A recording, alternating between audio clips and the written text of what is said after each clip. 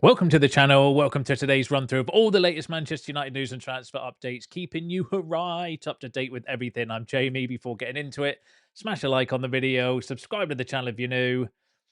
Let's jump straight into it. So, firstly, give us your thoughts and feelings on the game at the weekend. Win's a win, isn't it? I felt first half terrible, second half loads better. Whether that was because we improved as much as Palace tired, but who cares? We got a very good win against a very good team that are on a very good run of games in a place where we don't often win and we've struggled in recent times. So I'm just happy to get the 3 points. It's we need to kick on from here though. We need to beat West Ham and then hopefully beat Wolves in the next two games, and then see where we are from there. But yeah, get involved in the comments. Let us know your thoughts and feelings on the game. I did a match reaction, but I know it's not for everybody, that sort of content. So get involved in the comments if you haven't already, and let us know what you thought about the game at the weekend. Right, let's go through a little bit of transfer news. So this, firstly, is coming from the Mirror. And it's Jeremy Cross in the Mirror as well, who is their chief sports writer, saying that Real Madrid star to consider Manchester United transfer after Xabi Alonso bust up. So in the report, they're claiming that Manchester United are looking to go after Real Madrid star Federico Valverde following his clash with Xabi Alonso. But the Red Devils have a difficult past when it comes to transfer dealings with the Spanish Giants. We do, but then we were okay with Casemiro, weren't we? But let's go into the report. So Manchester United are on collision course with bitter rivals Real Madrid over Federico Valverde. Real Madrid superstar Valverde has emerged as a shock target of United. Valverde's Real future is in serious doubt following a bust-up with manager Xabi Alonso. The Uruguayan international is one of several Real players said to be unhappy with Alonso's management style. Valverde is under contract until 2029, but is considering leaving the Spanish Giants unless his relationship with Alonso improves. United are one of several clubs keeping close tabs on the situation. And then it goes on to say that Ruben Amorim is a huge fan of Valverde's and would love to lure him to Old Trafford, but Real bosses have made it clear that if Valverde wants to leave, his price tag will be £100 million. United value the 27-year-old closer to the £70 million mark, and the two clubs remain a long way apart in their valuation of Valverde. Now, I read through the entire report and I was expecting it to cite places like sources from Spain or a Fachajes or somewhere of that nature. And there's no mention of any other sources or anything like that. So that only leads me to believe that this is something that's coming directly from Jeremy Cross, who is the chief sports writer for the Daily Mail. Not exactly the most credible source, so I wouldn't suggest going out and getting Valverde's name printed on the back of a shirt or anything of that nature. But it's an interesting option. Like, I definitely, would I take Valverde in a heartbeat? I think he's one of the best midfielders in the world. But do I believe that Real Madrid would risk losing several players if they're falling out with Alonso ahead of just sacking Alonso? Unrealistic to me. I think that it feels to me like a bit of player power to maybe go against a manager to get him sacked, because there's reports around Vinicius Junior being unhappy, and conveniently we're linked with Vinicius Junior. I'm going to, spoiler alert, going to go through that bit of waffle in a second. But I just think, as much as I would like Valverde, because I think he's one of the best midfielders around. Is it realistic that Real Madrid are going to lose, Valverde, Vinicius Junior, and a few of the Camavinga? I think is one of the other players mentioned that's unhappy. Let all these players go, or would they just sack Alonso and get somebody else in that the players like? Because if ever there's a club that's ran on player power, then I would suggest that it would be Real Madrid, and I don't see it being plausible. It feels like a bit of a 2+2. Let's put it out there. Valverde's not happy, so let's link him with United. I'm sure that United are interested in Valverde. Like, why would you not be? And especially if he is available, then to win the race, you've got to be in the race, but not one I'm getting too particularly giddy about at this moment in time. I'd want to see a lot more credibility than the Mirror, personally. And at the moment, it's just saying, look, he's unhappy with Xabi Alonso. There's nothing to suggest that actually this is gonna lead anywhere. And doesn't even suggest, it's definitely not going to be a January deal anyway, because I don't know if we'll have that sort of money. But then if an opportunity comes up, could be one of those. Could be one of those. But yeah, get involved in the comments. Give us your thoughts and feelings on Valverde. Like I said, I think great midfielder. Would I take him at United? 100% yes. I think he's he's one of the best midfielders in the world, in my opinion. But do I feel that we would be with a chance of getting Valverde No, I don't know what his wage situation is. He's 27, not Premier League proven. He's going to be on, I'm going to guess, very high salary at Real Madrid, and he's not going to want to take a pay cut to come to United. And if we're not in Europe, too many things going against the grain when it comes to that particular story. It goes against what we're looking for with Ineos and everything like that. But it's an interesting story, and it creates a talking point, I suppose, if that was the point of the article, to put it out there, put link Valverde with United. It does. It's an interesting shout, and like I said, definitely one I would take. But do I think it's realistic at this moment in time? No, I'd want to see way more credibility than the Mirror coming out suggesting that we might be interested in Valverde because he's falling out with Xabi Alonso. Because as I mentioned, I think Real Madrid would be just as quick to sack Xabi Alonso than they would release 6 of their players that are not happy with the manager. So we'll pay attention to it. Get involved in the comments, though. Let me know what you think about that in down below. Be interested to read your thoughts on Valverde later on. Now, there's also been. Let's go for the Vinicius Junior stuff that I just mentioned there as well. So this is coming from Caught Offside. Again, not the most credible source. Mark Burns, yeah, pinch of salt material with this one. However, saying that Manchester United have made contact with the representatives of Real Madrid unsettled Brazilian forward Vinicius Junior. As first reported via the Daily Briefing, Red Devils are likely to be joined by Manchester City in targeting Vinicius if he does end up leaving the Bernabeu, though it is still by no means certain. Sources in the industry insist that Real are trying to keep Vinicius and that he and club president Florentino Perez have a very good relationship. There are, however, issues between Vinicius and manager Xabi Alonso, with a few senior players not exactly warming to him since his arrival in the summer. And yeah, it's about as likely as us winning the Champions League this season. I think us going for Vinicius Junior, I can't see that one having any legs. And I've seen it in places like for Charhez, who are terrible, and all of these sort of places. And yeah, I can't imagine that we would be going for Vinicius Junior. It goes against everything that we're trying to avoid, which is going for superstar players on big wages with big egos. It's not the direction to travel anymore for United. And again, I'd want to see a lot more credibility when that story is particularly sourced from, because yeah, they're hardly David Ornstein or Fabrizio Romano. So I'll pay attention to it. Although, do I really need to? Do I need to pay attention to Vinicius Junior coming to Man United? I mean, crazier things have happened. Who knows? Maybe Real Madrid will be like, no, we're backing Alonso, and any player that doesn't want to be here, you can jog on. And there is a wholesale sale of some of their star players. I can't see it personally though, because they're not that sort of club. They're the sort of club that would bin Alonso off before selling half of their squad and having to replace them. That's what I think anyway. But yeah, give us your thoughts on that in the comments below on Vinny Jr. Well, let's go back to the midfield and let's go through something that could be is looking plausible at the moment anyway, is Ederson. So Fabrizio Romano on Ederson and Manchester United said that Ederson has been in the list of Manchester United for a long time. He was a target for United 1 year ago when it was not possible to get the deal done with Atalanta in January 2025.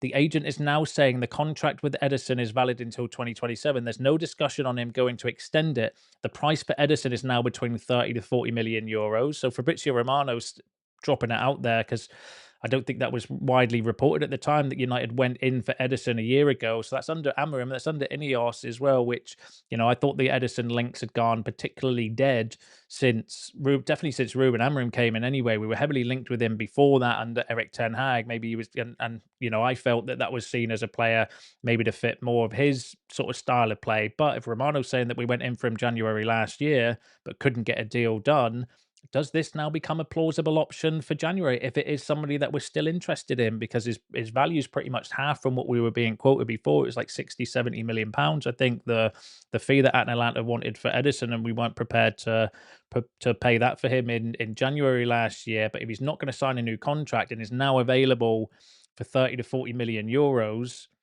does that become somebody that we could look at in January? I'm starting to feel that this is maybe something in it. How likely we are to get him, obviously, I don't know. I'm not in charge of Man United's transfers, but with all the noise around him at the moment, and Romano coming out saying, "Look, we're still interested in him. He's on the list," and so on, then actually that could be one we could do in January. Whether we do or we don't, I don't know. But it's plausible anyway that we could make a move for Ederson, and I wouldn't be against doing that as well if he's still seen as the player that we fancy and is maybe somebody that's part of the long-term vision. The only thing I would worry about is lack of Premier League experience. But if you're bringing him in while you've still got Casemiro and Bruno, then you're not overly dependent on him anyway. Hopefully, you can give him time to bed in and find his feet rather than just throwing him in on the deep end, because we're not going to do anything with Bruno and Casemiro in January. The likely player to leave is unfortunately Mainu. And I was thinking this after the game yesterday as well. I was like, what on earth's happening with Ugarte? Like, are we looking at, because I know we need replacements for Casemiro and Bruno in the midfield, but actually we need to replace Ugarte first, because he's not playing. Casemiro at least is doing something on the pitch. Whether you like what he's doing or not, that's entirely down to you. But at least he's playing football. Ugarte's doing nothing at the moment.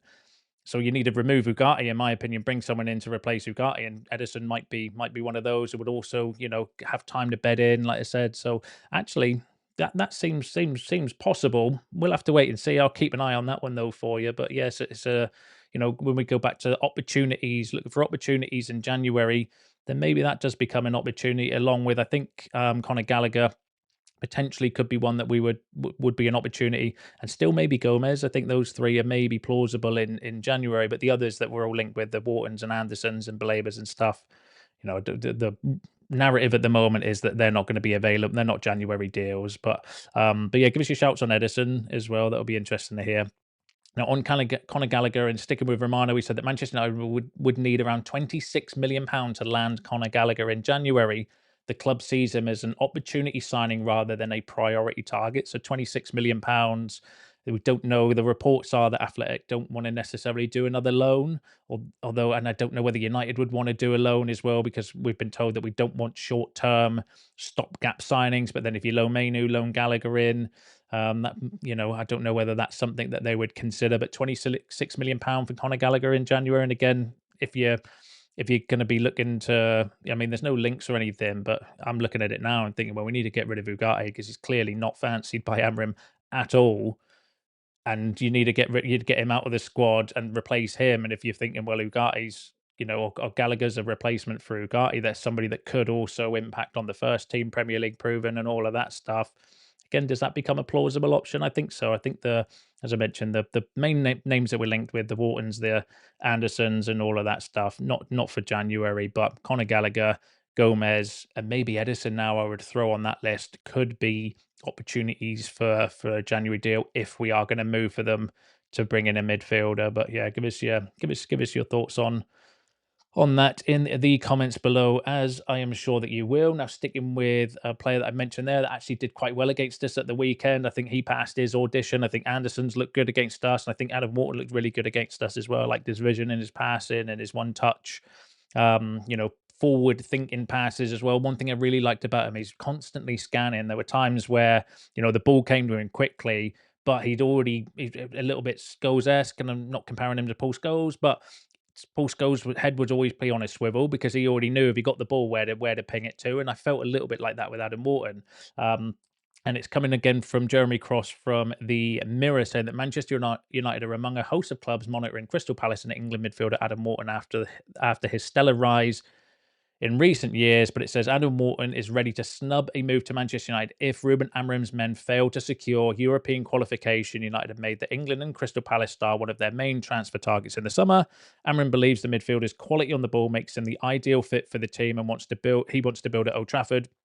And United are confident of landing Wharton next summer in a £70 million deal. But while Wharton favours a return to the Northwest, he will not leave Palace to join a club that cannot offer him European football. The 21-year-old believes that he is ready to take the next step to a bigger club, which involves performing on the biggest stage on a regular basis. So European football, and that is going to be a key, isn't it, for some players? Not all players, because we signed Mbumo and Cunha and Sesko, and we've done it in the past as well. Man United is still a pull for certain players.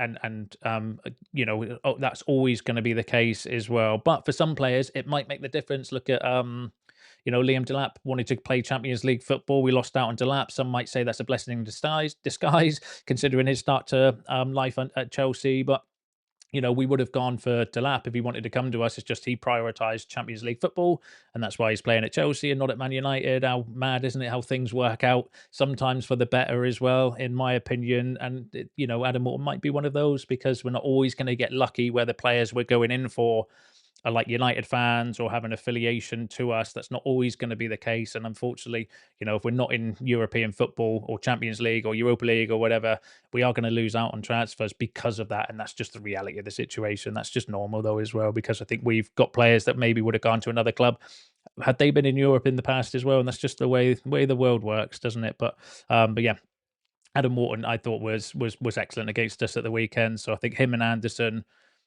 on the eye test, playing against us, passed their auditions, if we call it that, with flying colours. But Carlos Balaba's the one that absolutely bombed, I thought, through his opportunity right in the bin. But he is still a name that we are linked with, and he's still fancied at the club by all accounts. So yeah, give us your shouts on that in the comments below. Now let's go through this bit of news actually that came out. It's saying Manchester United are reportedly interested in making a move for Serie A winger Christian Pulisic to bring him back to the Premier League. A move could happen in 2026 as his contract extension with AC Milan is still unsigned. From what I checked, though, he's contracted at the moment until 2027, but they do have a +1 option, I think, on his contract. So they're not necessarily in a desperate position to sell Pulisic.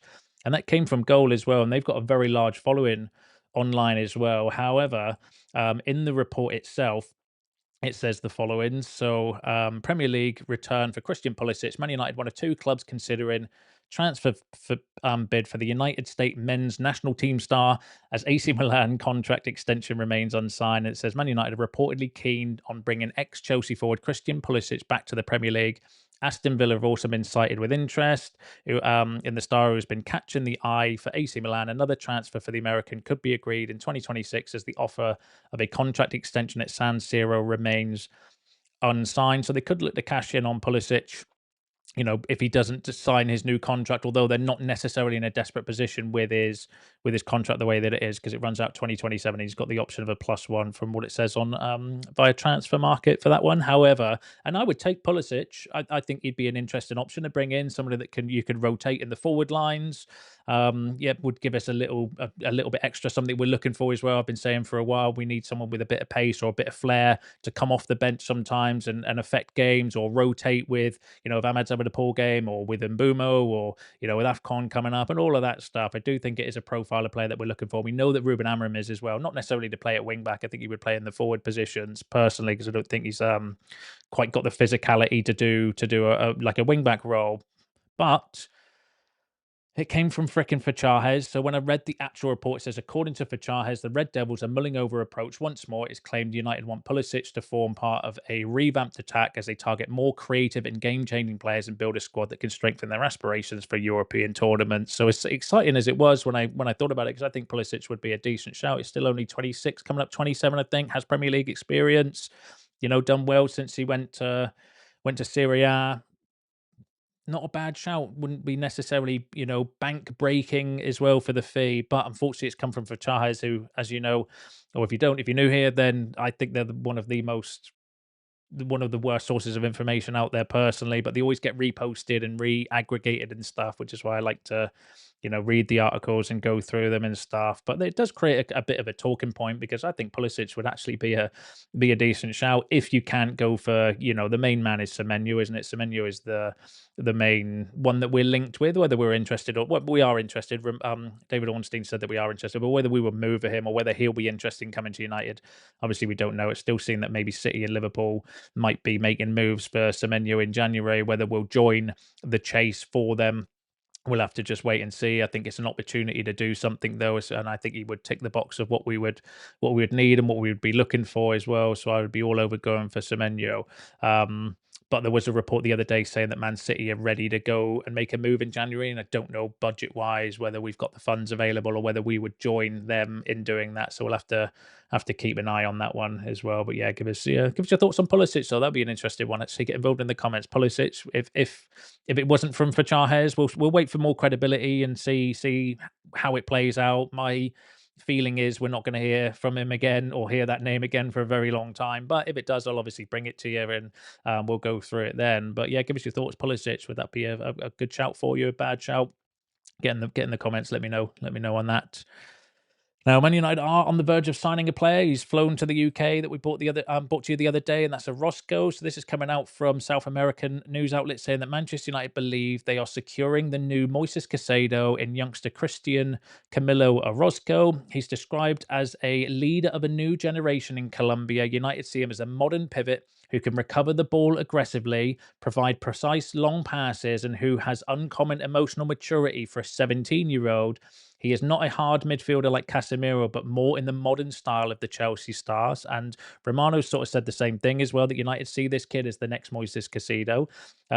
Romano said a young talent is coming to United. Hope he could be the new Caicedo or this kind of deal for the future. Of course, it's about potential and developing this boy, but his name is Christian Orozco. The club believes they have found a hidden gem, and he is very, very highly regarded. And this hopefully is the turn of the tables where we actually go out and buy one of these players from South America that's unheard of from most people. Like, I've never heard of this kid before, but it actually goes on to be. I mean, even if he's half the player of Casado, then it's been a bargain for $1 million, less than £1 million, to go out and get one of who's perceived to be one of the best up and coming midfielders in for his age group in the world. I'm all for it. I'm all for it. Hopefully, this is the turn of the tables, though, and this is one where we get it right and we can develop him as well. Like, so my only worry with these young players is we've got to be getting in. We've got to have European football in order to give them the games and the minutes in order to develop. But give us your